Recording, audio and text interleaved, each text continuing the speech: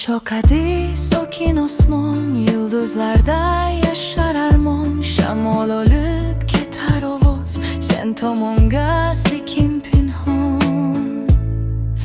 Ko'chalar jim, izlaring bor, yuragimda qolgan bahor. Har bir nafas eslar seni, har bir sukut dardli takror. Yana seni eslayman, yana yo'q olaman. Men senga kuylayman, ey yurtim, ey yurtim.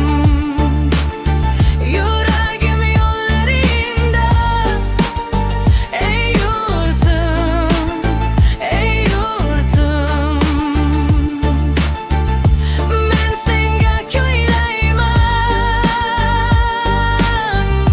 tunlar bag'rida yolg'iz. Bilazar, sen bilan sonsiz. Tong otadi rangsiz sokin, orzularim qolgan yaqin. Vaqtlar o'tar, yo'llar uzoq, lekin qalbim senda ishon. Ismlar o'char shamolda, lekin sevgi qoladi doim. Bir nigohda butun dunyo, sen bilan men yagona joyim. Yana seni eslayman, yana yo'q olaman. Men senga kuylayman, ey yurtim, ey yurtim. Yuragim yo'llaringda, ey yurtim, ey yurtim. Ayt ey tun, qayerdasan?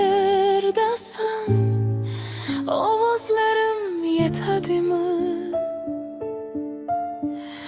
Yulduzlar hamon jim qaraydi, dardlarimni sezadimi? Men senga kuylayman, ey yurtim, ey yurtim. Bu qo'shiq yuragimdan, ey yurtim, ey yurtim. Men senga kuylayman, abadiy sokin sevib.